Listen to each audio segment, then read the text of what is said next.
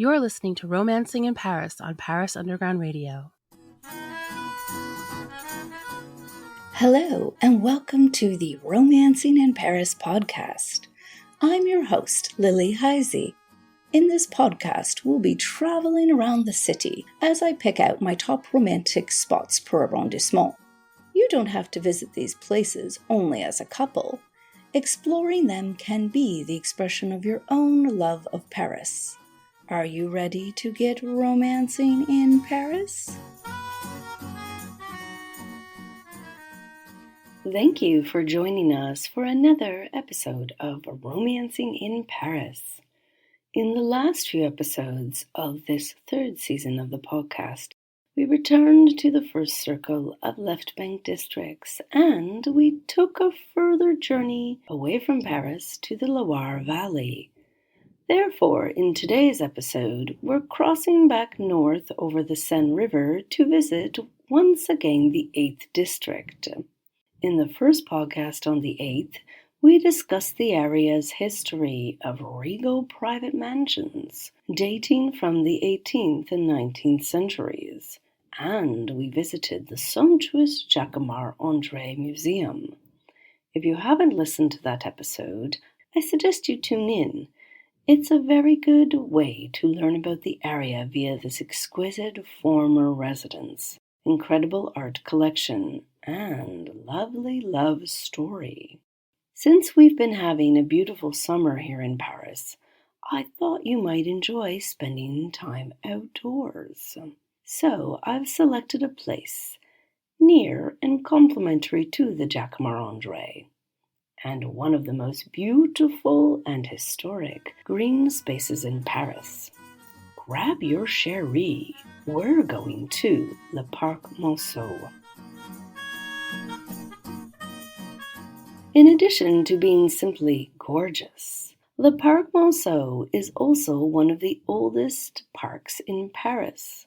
Hugging the northern edge of the 8th district, the 8.2-hectare park used to actually be much larger. To learn more about its history, let's travel back in time to the 1700s with the help of a special guest to the podcast.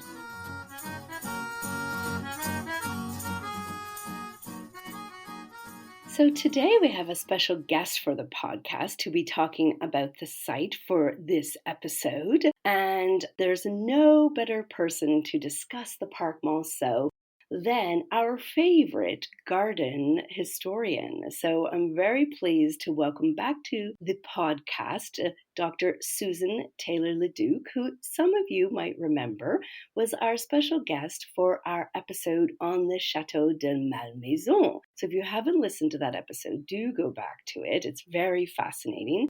So welcome back, Susan.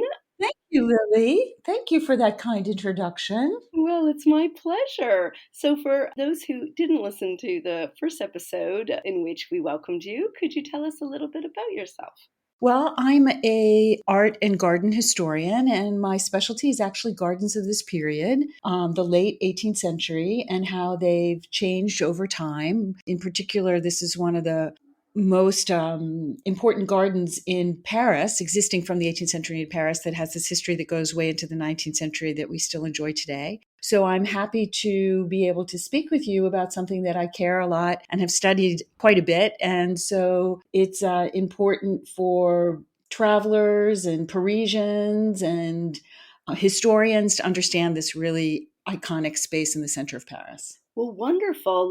The thing is Parc Monceau. I love Parc Monceau. I'm lucky I'm not that far away from it. And it's the closest park to me if I want to walk to a park on foot. And so I've always enjoyed this park, but it's not a simple park, is it? Because it has a history that goes back much further than other Parisian parks. Could you tell us a little bit about the history and the origins of the Parc Monceau? Well, the two major parks of the city are the Tuileries and the Luxembourg. The Tuileries being the formal garden, like the kind of model for the French formal garden started in the 16th century. And then the Luxembourg, kind of a model in the later part of the 17th century. And I think that the Parc Monceau is interesting and different because it is what we call an English or picturesque garden. In other words, it's different from that French formal tradition, which is really part of the city fabric, because the Parc Monceau was located in what was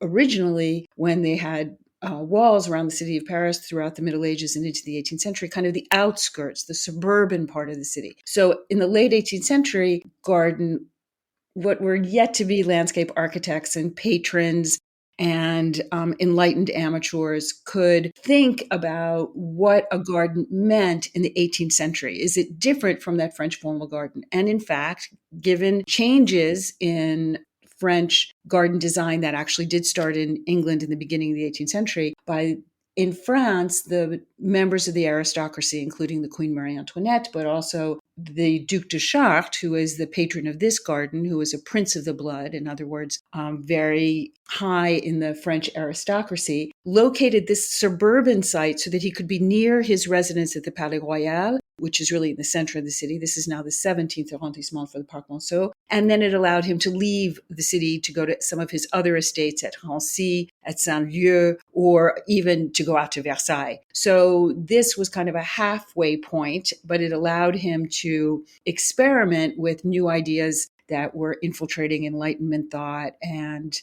garden design at this period. Well, that's really fascinating. And so, was it meant, he had all these other properties as well, and, the Palais Royal, which is a topic we discussed in the first episode of the podcast. So, was this meant for public space, the Parc Monceau? Well, it wasn't.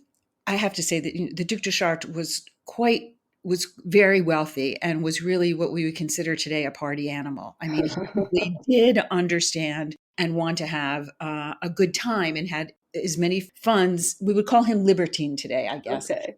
He had funds at his disposition. He could do whatever he wants. So this was very much kind of a private garden, but that other people could see. And he did invite guests and sometimes open it to the public. But it was really meant for him to entertain often his mistresses, Ooh. other members of the aristocracy. He was quite well known in Masonic circles. It's possible that he used the Parc Monceau for a Masonic meetings. There were plenty of opportunities for him to experiment with the relationship between nature and culture, the history of science, and also the history of botany. But it was really meant to be a very playful space. And we have, he engaged or commissioned someone who was his tutor, whose name is Carmontel, who wrote a treatise about it. And he said, this isn't an English garden. This isn't a French garden. This is Parc Monceau. You can have whatever you want in this garden. And essentially, it's Carmontel's treatise and Chartres' patronage that created this very amusing, surprising, and spectacular space, the same time that they were creating a Tivoli or a Vauxhall that are really the precedents for amusement parks. I mean, the way that you were supposed to experience these spaces was really like a pre-Disney-esque kind of experience, meant for fun, meant to see new things, meant to play, all of these opportunities that he created in the garden, some of which we can still see today, were really designed for playfulness. Wow, that's really fascinating because, like you said, amusement parks have gone in a different direction, but just kind of, it's fascinating to know what their origins were with these pleasure gardens. Yeah, these pleasure gardens were his in particular was this in the work in Carmontel, because we have a series of engravings that he published in the 18th century, and as well as a prospectus that is really one of the important works in garden theory about this. But what we have in the 1760s and the 17th centuries is the Duc de Chartres creating a kind of a pleasure pavilion for all of his libertine parties with champagne and mistresses and gambling. And then he develops other areas in the garden, like one of the most exciting places in the garden, to my mind, even though it's a little scary, I guess, is that there's a pyramid there today. We find this like miniature pyramid, and we say, what is this pyramid doing there?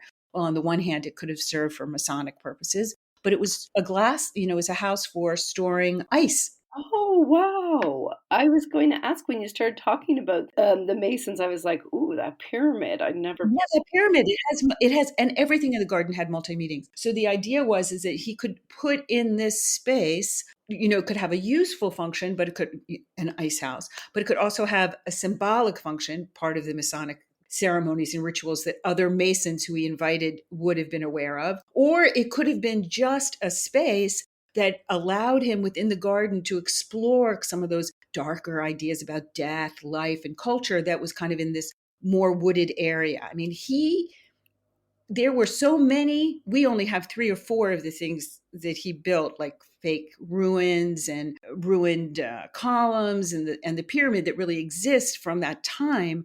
But in the 18th century, you would have encountered one of these, what we call folies, every 2 minutes. There were over 80 in the garden. Oh, really? Oh, I had no idea. Yeah, so it was really a thrilling space. Everywhere you walked, you could turn and be surprised at one of these folies that were meant to spark the imagination and encourage even more playfulness and show also Chartre's own erudition and his own desire to question, the relationship of the self to the natural world, which was a very big issue in the 18th century and actually contributed, to revolutionary politics. I'm not sure if you know that he became Philippe d'Égalité, and he Could you just tell our listeners who Philippe Égalité was then?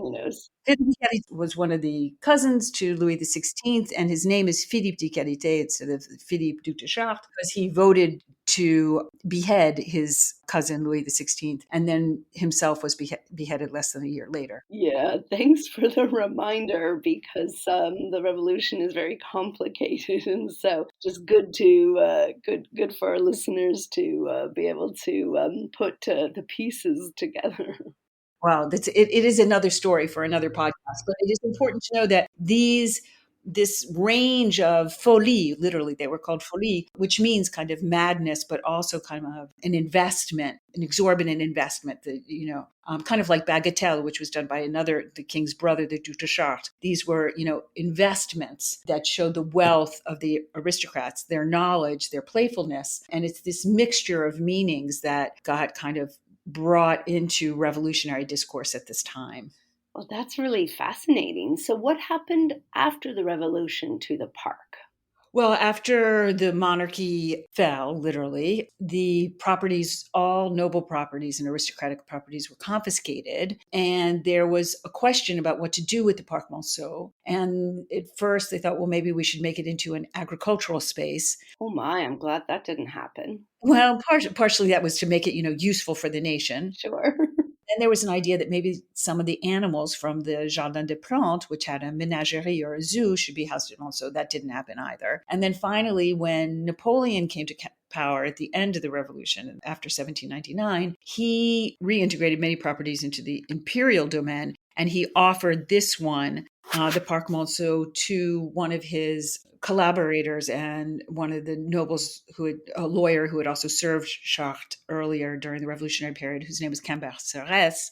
And he owned it for a short time. And then it kind of became part of the national patrimony. It belonged to the state after the fall of the Napoleonic period. So that's part of the reason that many of the objects or many of the folies have been retained, but it was really not until 1861 when Haussmann was redoing Paris and coming up with an urban plan for Paris that there was a decision to reinsert Parc Monceau into the urban fabric of what was being developed of Haussmannian Paris in the 1860s. And at that time, there was an investment in replanting the Parc Monceau, saving some of these folies, and then creating the 2 major paths. Because if you visit Monceau today, and I hope that your listeners will be able to do that, there are 2 major paths that have been cut through the garden that allow for circulation in a way that was more appropriate for 19th century visitors than for 18th century visitors. So there's kind of a reinvestment in the gardens as a public park in the 1860s. It was so popular, for example, that Claude Monet would come to the garden and paint in the garden. So we also have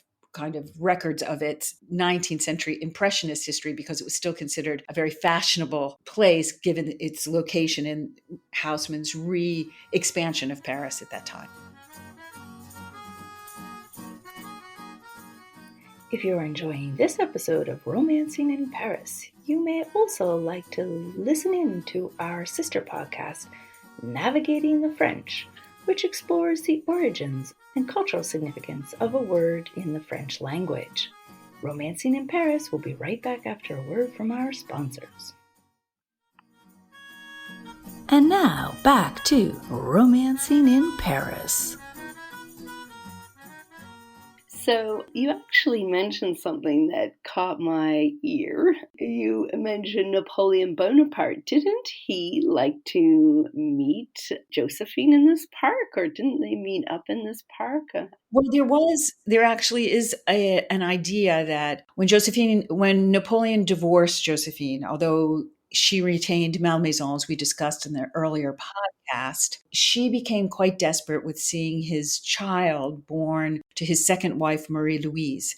At that time, Napoleon had also reintegrated Bagatelle to the domain, the imperial domain. And it wasn't actually at Monceau, but it was at Bagatelle that she asked to secretly see Napoleon's son, because, of course, she was repudiated because she could not bear a son for Napoleon. Marie-Louise was able to do so, but Marie-Louise was terribly jealous of Josephine. So as a result, they had to do it in secret, and they did that at Bagatelle. But it shows you the importance of these sites. There was a series of picturesque sites in and around Paris and in and around Versailles, and Bagatelle and Monceau are the two that are part of this important moment in French garden history, and also both gardens that survived the 18th century that were very much restored in the 19th century, and then again for Bagatelle in the beginning of the 20th century. Well, we are going to have to visit Bagatelle when we get back around to the 16th arrondissement. So, listeners, stay tuned for Susan's return. Yeah, speaking of romance, so if it wasn't Josephine and Napoleon who came here, a lot of lovers do like visiting this park. What makes Parc Monceau romantic, in your opinion? Well, I think part of the romanticism of Parc Monceau today is the exceptional trees. We have beautiful species of trees that date from the 1840s, actually. So there's some of the oldest trees in Paris. And I think that some of the maybe hint of the libertinage or the use of the garden as a place for lovers where you needed to go to hidden spaces is still part of the Parc Monceau today, because there are these meandering paths. There are, beautiful plantations of flowers and shrubs that allowed for you to promenade in a certain amount of secrecy. So that aspect of the garden really does recall the 18th century use of a garden as a place for amorous encounters. So I think that that's still there. And I think that this idea of past and present living, the living culture, the living patrimony of the trees makes this an attractive site for lovers and romantics and those who love actually just being in gardens. Oh, that's so enticing. And it's also cool in the summer, actually. yes, it's so shaded. Yes. No, that's wonderful. And it's going to be heating up in Paris over the next 2 weeks. So when the city is hot, this does make for a very nice and cool place. I quite enjoy the park in spring as well. It's really, really beautiful. There are a number of different types of cherry trees in the park and some magnolias as well. So that's a nice time to go as well. Mm-hmm. And those shaded benches are the perfect place. And it's not a loud park as well. And there are places where the kids gather, and so it's kind of nicer for romantic outings because it is a park that caters to everyone in its own way. Yeah, there is, as part of 20th century park culture, there's a large playground, and actually it's extremely loved by joggers. I mean, this is really a place in the 17th arrondissement where people do go running. So there's plenty to be enjoyed at the Parc Monceau.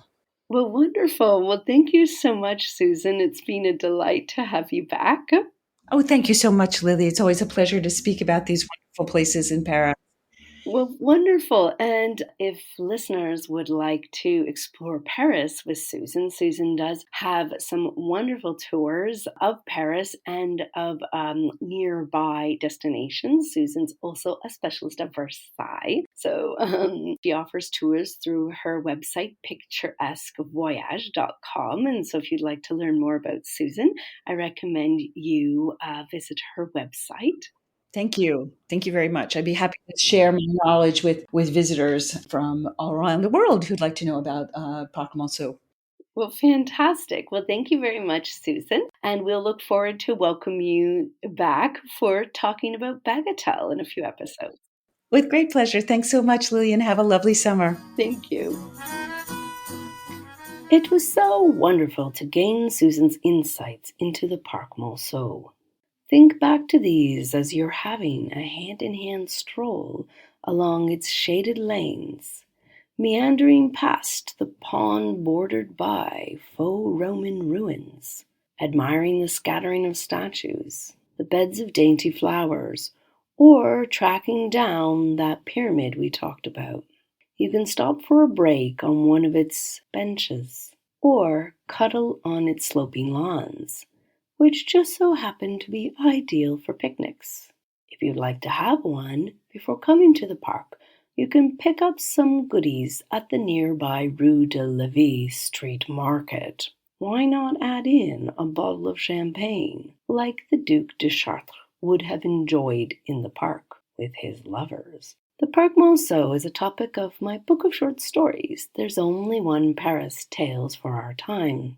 You might like to get a copy of it and read the story before visiting the park. After your time in the park, you can carry on your romancing by taking a short walk to reach the Jacquemart-André Museum from episode 8. Or right next to the park are the Nisum de Commando and the Chernushky museums.